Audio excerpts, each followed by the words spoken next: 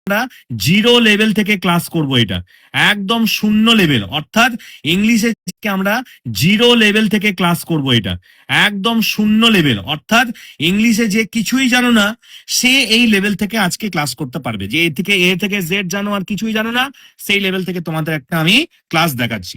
এই যে জামাতে এই যে ফুটোটা রয়েছে, এই ফুটোটা যদি ছোট থাকতো, এইটুকু থাকতো, তাহলে এখানে একটা স্টিচ মেরে দেওয়া হতো, তাই না? স্টিচ দিয়ে দেওয়া হতো, কিন্তু এই ফুটোর পরিমাণ কিন্তু বাড়ছে। এই ফুটোটা যদি আরো বাড়ে, এতটা যদি বাড়ে, তখন কিন্তু পটি লাগাতে হবে। এই ফুটোটা মোটামুটি এখানেও পটি লাগাতে হবে। পটি মানে বুঝতে পারছো, অন্য একটা জামা কেটে এখানে লাগাতে হবে। এবার এই ফুটোর পরিমাণ যদি বেড়ে যায়, ধরো গোটাটাই কিছুই নেই, ফাঁকা অংশ, তাই তোমাকে কি করতে হবে? তখন তোমাকে জামা চেঞ্জ করতে হবে। ঠিক এই একই জিনিস প্রতিটা স্টুডেন্টের সঙ্গেই হচ্ছে। ফাঁকিবাজি আর সাজেস্টিভ টাইপের পড়াশুনো সব সময় যত পারা যায় সাজেশন, টপ লেভেলের টিচারের কাছে পড়ে টপ লেভেলের সাজেশন। না সে ইংলিশে কোনো গ্রামার জানে, গ্রামার স্পেলিংটা যে কি লিখতে হয়, GRAMMER, এটা গ্রামার, নাকি GRAMMAR এটা গ্রামার, এই জিনিসটাই যে বেসিক জানে না। ভাবো একবার কোন জায়গায় আমরা বসবাস করছি। আমার কাছে এখন প্রচুর স্টুডেন্ট আছে যারা বলছে যে স্যার আমি এই জানি, এইটা হচ্ছে গ্রামার স্পেলিং GRAMMER। আমি কে তোমাকে শিখিয়েছে? বলছি আমি যে টিচারের কাছে পড়ি সে টিচার আমাকে শিখিয়েছে। কেউ বলছে আমার হাই স্কুলের টিচার আমাকে শিখিয়েছে, কেউ বলছে আমার প্রাইভেট টিচার আমাকে শিখিয়েছে, কেউ বলছে আমার মা শিখিয়েছে, কেউ বলছে আমার বাবা শিখিয়েছে, কেউ বলছে আমার মামা শিখিয়েছে। মানে ভাবতে পারছো আমরা কোন জায়গায় আছি? যে আমরা কোনো গ্রামার স্পেলিংটাই জানি না, যে গ্রামারটা কি। GRAMMAR এটাকে গ্রামার বলে, আর এটাকে বলা হয় গ্রামের। যখন কেউ বলে গ্রামের, তখন আমি তাকে বলি শহরের। বুঝতে পেরেছো? এই জিনিসটা ফার্স্টটাকে বোঝো, যে ইংলিশ তোমাকে একদম জিরো লেভেল থেকে শেখাবো আমি, একদম শূন্য। মানে তুমি ইংলিশে, আমি ধরছি তুমি ইংলিশে কিছুই জানো না, ইংলিশে এ থেকে জেড পর্যন্ত জানার কিছুই জানো না, সেই লেভেল থেকে কন্টিনিউ ক্লাস চলবে একদম অ্যাডভান্স লেভেল পর্যন্ত। 2 মাসের অ্যাডভান্স পে করতে হবে 599। এটা গোটা এশিয়ার মধ্যে সবচাইতে চিপেস্ট রেটে ক্লাস। এশিয়া বলছে আমি, ভারতবর্ষ বলছি না কিন্তু, গোটা এশিয়ার মধ্যে সবচেয়ে চিপেস্ট রেটে ক্লাস। আবার 2 মাস পর 2 মাসের অ্যাডভান্স পে করতে হবে 599। আবার 2 মাস পর 2 মাসের অ্যাডভান্স পে করবে 599। এই হিসাবে 1 বছর কন্টিনিউ ক্লাস চলবে।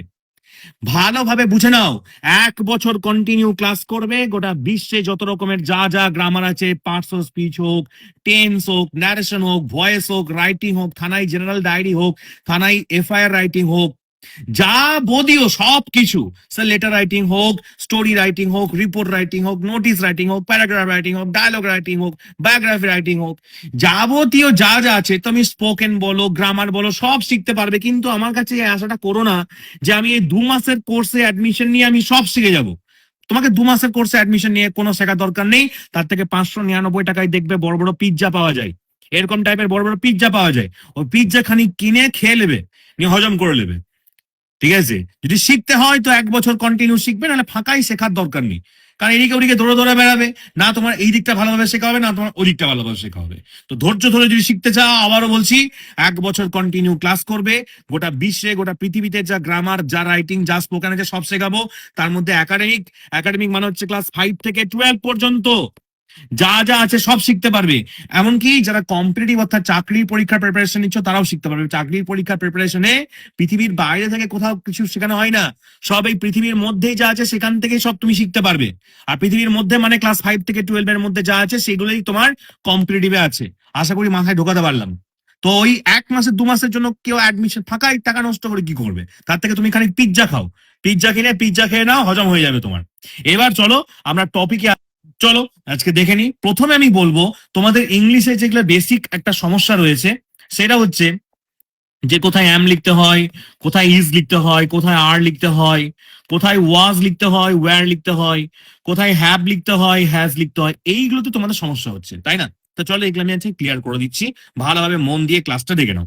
দেখো প্রথমেই বলবো যে যদি আমরা এই বিষয়টাকে এরকম ভাবে দেখি যে একজন যদি থাকে তাহলে আমরা এস ভার্ব লিখবো। এটা কোনো বইয়ে দেওয়া নেই। যে কোনো গ্রামার বই খুলে দেখে নাও, কোনো গ্রামার বইয়ে তুমি এস ভার্বের কোনো কনসেপ্ট পাবে না। সত্যি এটা আমার নিজস্ব বানানো, এবং যাতে করে তোমাদের বুঝতে সুবিধা হয় সেই হিসাবে আমার নিজস্ব বানানো। মার্কেটে যদি কোনো এস ভার্বের ভিডিও পাও সেটা শুধুমাত্র আমার।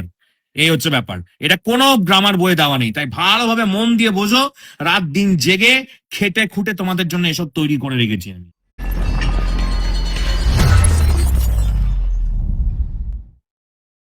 তৈরি করে রেখেছি আমি।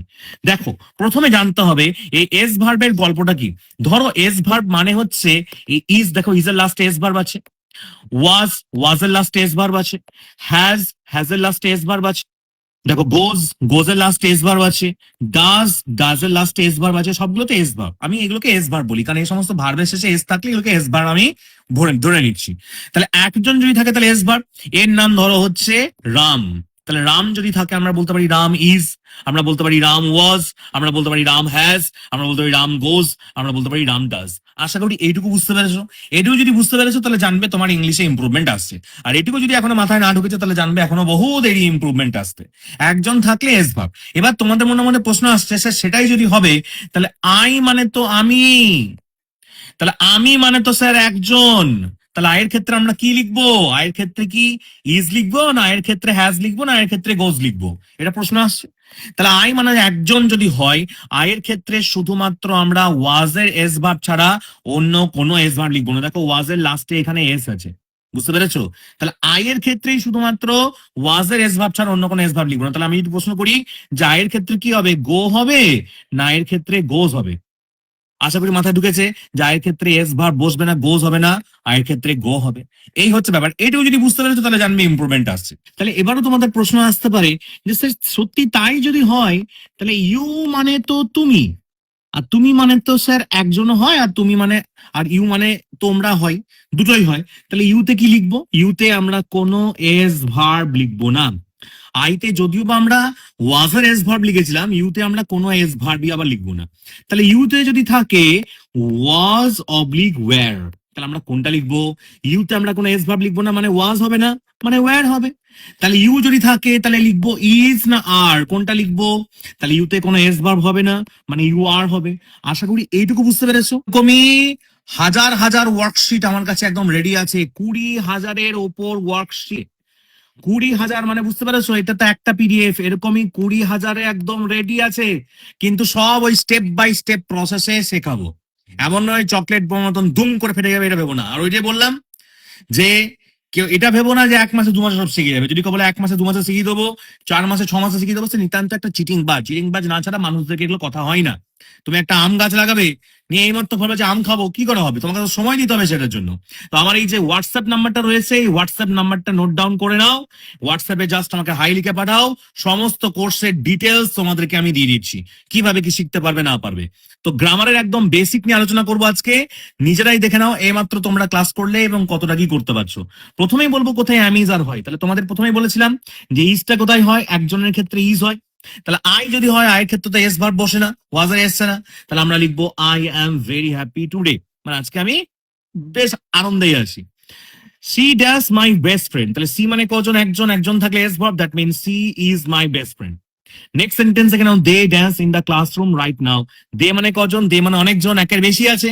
তাহলে একের বেশি থাকলে এস ভার্ব লিখবো না, that means they are in the classroom, মানে তারা ক্লাসরুমে তে আছে। You dash always on time, ইউতে আমরা কোনো এস ভার্ব লিখবো না, তাহলে you are always in on time.